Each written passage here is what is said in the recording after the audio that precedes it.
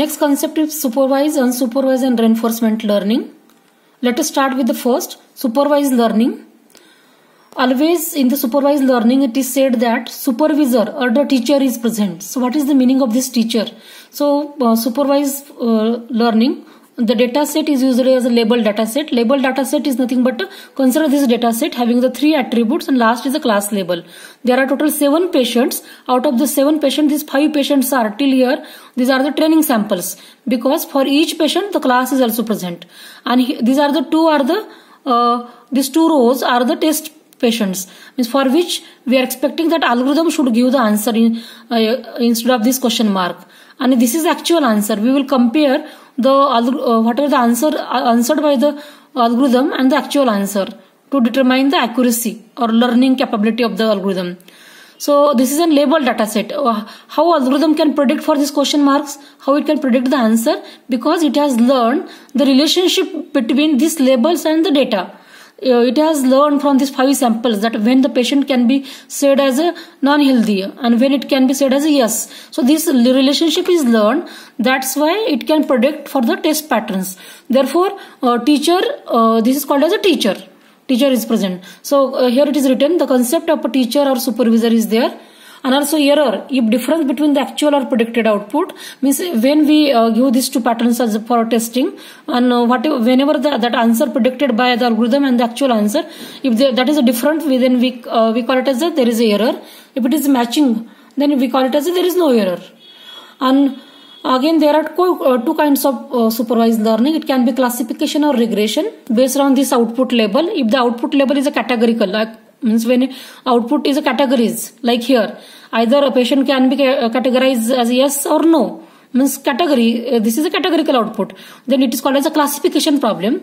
But suppose you consider this the same problem as like predicting the age, not age but life of a person, how many years that person will live. Suppose if you are predicting that as output, then that will be the regression problem. Means in this case output is a continuous value, output is a numerical value. Numerical value can be an infinite value, but always categorical, there are one of the n categories, there are limited number of categories. So if you predict the life of a person based on the age, weight and BP, like how many years that person will live, then that will be the regression. Otherwise this is a classification problem. So these are the 2 kinds of supervised learning.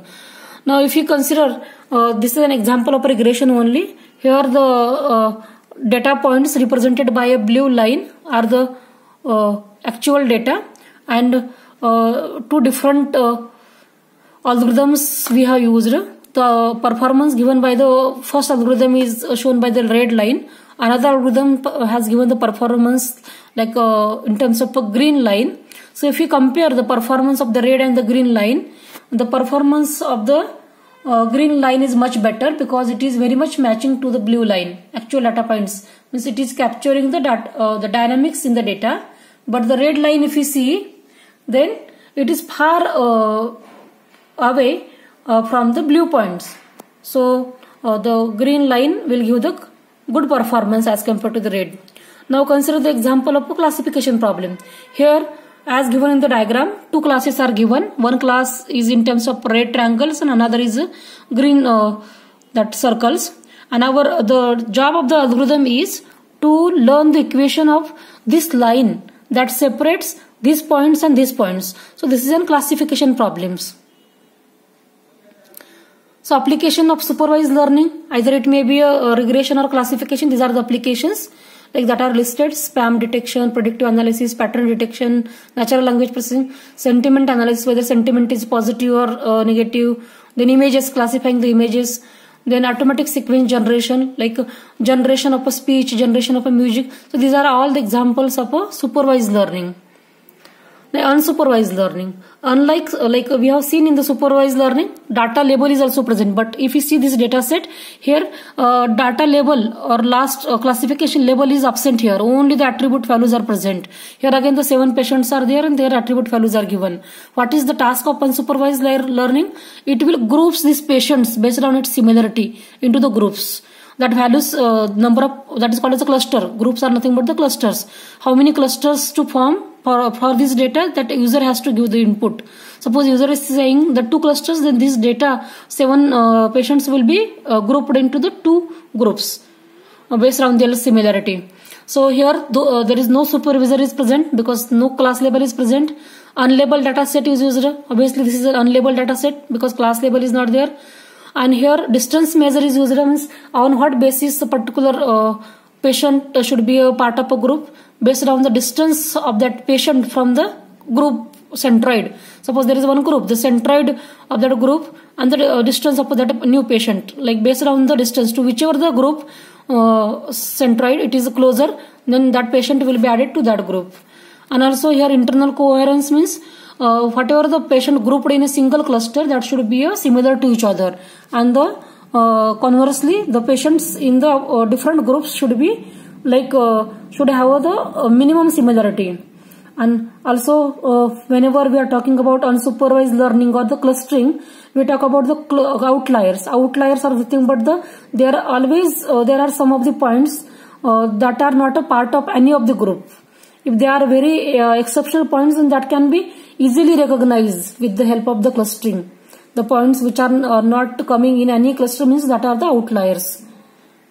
Suppose in a class, generally the students are of some age group, but if a very senior student is there, suppose having the age of 45 and 60, and all the remaining students are having the age in the range of 22 to 25, then that the student having a more age, that will be outlier, means that is exception to the other patterns. And another term is there, supervised, semi-supervised learning. So semi-supervised learning is a combination of the supervised as well as unsupervised learning. In this case, whatever the data is there, so for the some of the patterns class label will be present, for some of the patterns class label is absent. So mixed kind of data will be there, and that data is used for such kind of thing. Again, it is not a very distinguished type, but sometimes some researchers use this term also.